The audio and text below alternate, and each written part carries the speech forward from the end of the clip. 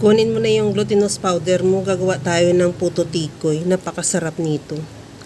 Sa mixing bowl, maglagay ako ng 500 grams na glutinous powder or yung giniling na malagkit. Lagyan ko ng evaporated milk, condensed milk, at gata.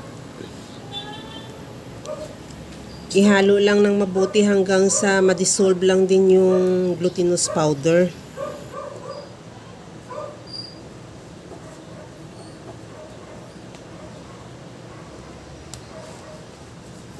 Ganitong consistency ng butter ang hinahanap natin. Tikman mo rin kung halimbawa okay na sa'yo yung tamis. Kung hindi pa, magdagdag ka na ng asukal. At mayroon ako ditong puto molder. Ibabrush ko lang ng mantika para hindi mamaya magdikit yung ating puto tikoy.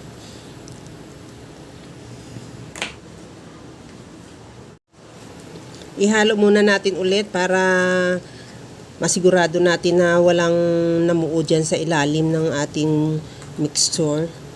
At gamitan ko lang ng 1/8 cup na scoop. At depende sa iyo kung gaano karami ang ilalagay mo. Tansyahin mo lang, wag mo lang masyadong puno para hindi umawas mamaya habang niluluto.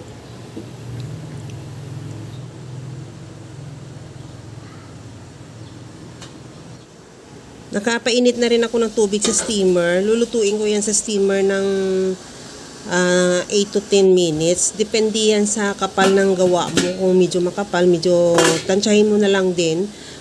Tusukin mo siya ng toothpick. Kung may dumikit pa, ibig sabihin hindi pa pwede. Pero kung wala na, okay na yan.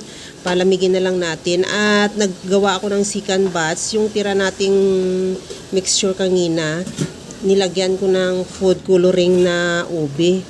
At ito na rin, ginawa ko na rin siya at naluto na rin siya para malaman na rin natin luto. Tutusukin lang natin ng toothpick. Pag wala nang dumikit, luto na yan. Palamigin na lang natin at saka natin yan i-unmold. At okay na yan yung ating puto tikoy. Pero bago natin yan isi-serve, mag-toppings ako dyan ng grated cheese. Kahit ano man ang available sa'yo dyan na pwede pang toppings, pwede naman yun kahit ano.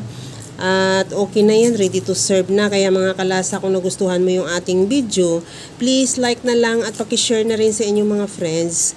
At kung bago ka pa lang sa aking channel, subscribe na at i-click mo na rin ang bell button para sa mga notification. Tikman na rin natin dahil talagang tamang-tama lang talaga yung tamis niyan. Hindi na ako nagdagdag ng asukal dyan. Hanggang sa muli mga kalasa, thank you for watching. Bye-bye! Cheese, ang sarap talaga.